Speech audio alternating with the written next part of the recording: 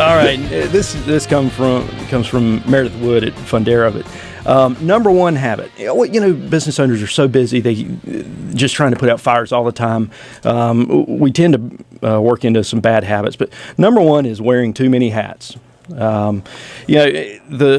end up taking on so many different things, so many different roles. It impacts our productivity, our focus. We just can't get to everything we want to, and then that ends up in making more mistakes. There's rework and lost time and whatnot. So number one is wearing too many hats. Do you have that? Do you come across that very often, Joe? Yeah, it's hard. It's hard not to, because what happens, the problem is dropped in your lap, and you have to be the problem solver for whatever that problem is, whether it's accounting, operational, administrative, marketing. It becomes a problem, and if you don't think in advance who is going to be the first person to solve that problem or look and review that,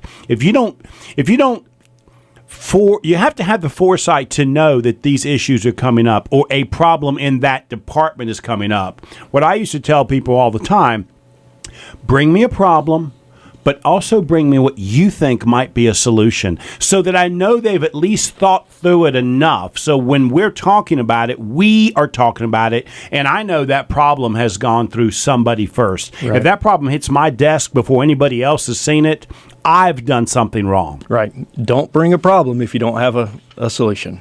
Absolutely. Or at least a concept, or Sure. It just depends on the level of the problem, whether they can solve it on their own or not. And as I get more and more comfortable with the staff, I'll give them the guidance to. Once you've been with me a while, I'll then say, solve the problem, and then let me know how you solved it, and then we'll talk through it. Right. Right. I'm not going to do that when I first hire you, right? That I got to get a little confidence in you.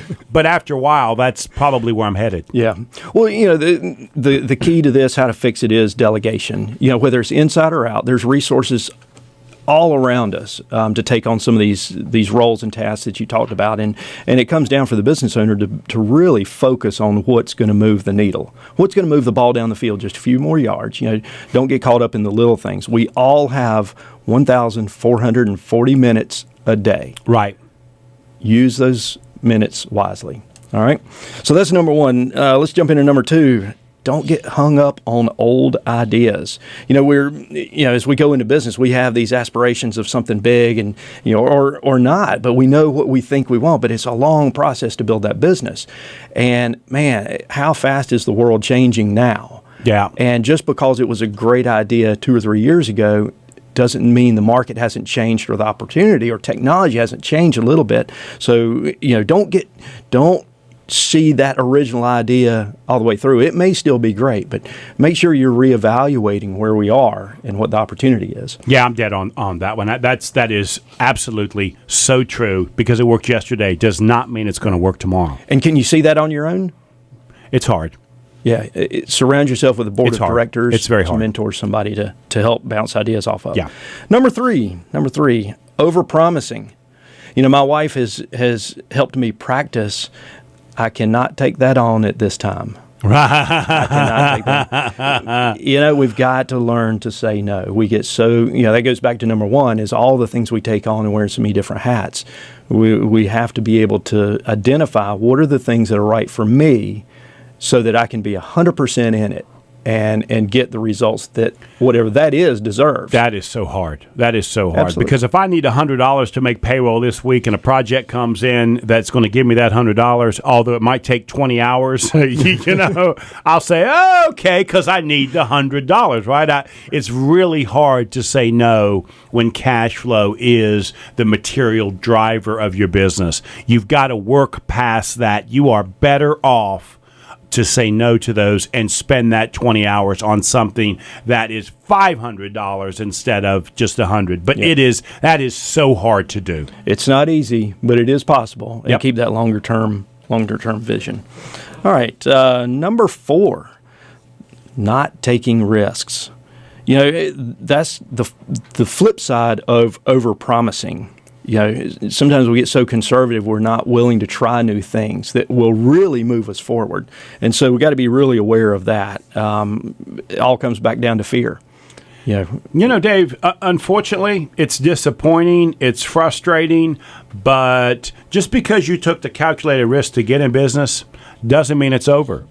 You have to continue to calculate risk, manage risk, or you're not going to succeed. It is an everyday challenge. The risk is not just saying, yes, I'll buy that business. The risk is every day being prepared to take another risk. If you're not willing to do that, I'm afraid you're not a good person to be in small business. Call me, let's sell your business now, because you're going to have to reinvest your time, energy, and money constantly, because most of the time it's because competition is changing, trends are changing, clients are asking and require for new and different things, and so you have to tweak what you're doing to keep up with that, which requires calculating the risk. It's ongoing. It doesn't end. No, it's a daily mindset, and it is, like the term used, is a calculated risk. You don't hang it all out there by any means, but you have to try different things. That's the only way we learn and grow, is to try new things. And you don't want to take too big of a risk, but get those small wins, one step at a time, and celebrate those wins. Yep. Learn from the mistakes. All right, number 5. Micromanaging. I think we all have been around people that micromanage, right? Yep. But there's no way to scale a business or even survive the stress that comes with it when you're micromanaging. It's all about communication.